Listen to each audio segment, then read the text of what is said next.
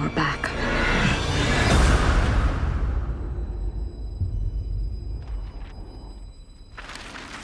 It's okay to be scared. I'm scared too. You send that thing back to hell. That was a clip from The Nun II, a new horror flick that has hit theaters. And joining us now to discuss this film and more is Richard Crouse. Richard, good to have you with us today. Oh, thanks for having me. Now, Richard, let's start with the new horror film, The Nun II. Is this a good movie to kick off the fall months? Well, if you love horror movies, you'll find something to like here. And I do love horror movies, but I like horror movies that are actually scary. This one didn't give me that adrenaline rush, that hit of dopamine that I really want when I go see a movie like this. There's plenty of atmosphere in this story about a young nun who, this is the second movie in this series, goes back to battle an old foe who is a demon from hell who dresses like a nun and tries to spread evil across Eastern Europe. So we have all those sort of elements, and that should make for a pretty good horror story. Unfortunately, though, there just aren't enough real scares in here for me to give it a big recommend. Although, as I say, atmosphere to burn. I gave it 2.5 out of 5 stars, and it's in theaters this weekend. All right. Now, next we have My Big Fat Greek Wedding 3. I love this series. Did it have the same charm as the first movie?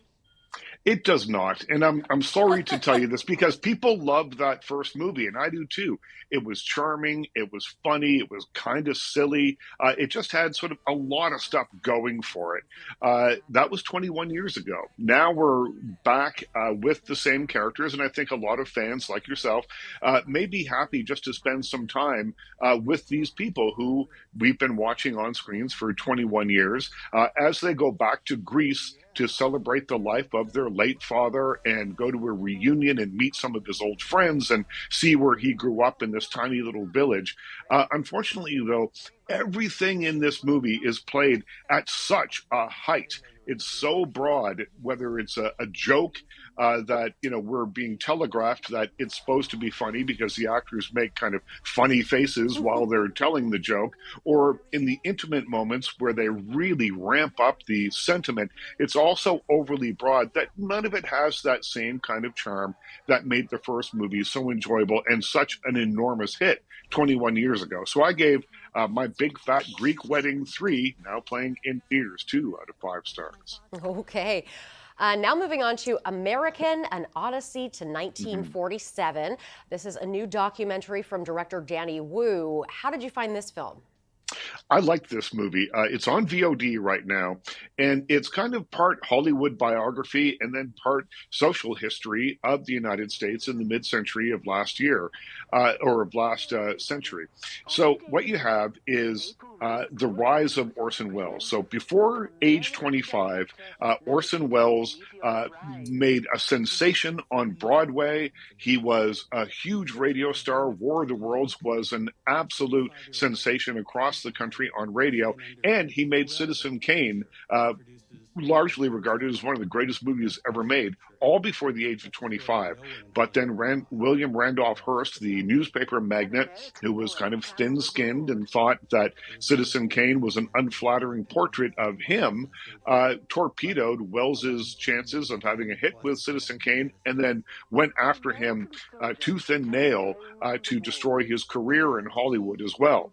At the same time, the world is changing. The Second World War is happening. Jim Crow is in effect. And Orson Welles became very involved in progressive politics and was very vocal about it. As the studios lost interest in him, the only people that really had interest in him was the House of Un-American Activity, so he decamped to Europe in 1947 and stayed there for a couple of decades.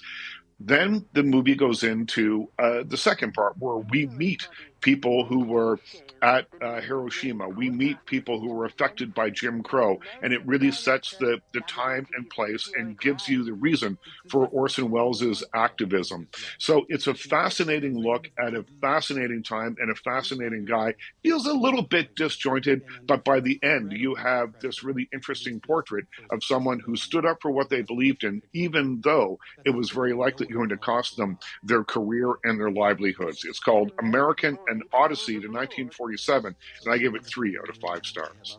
All right, we will have to leave it there. Richard Crouse, film critic, thanks so much for joining us today.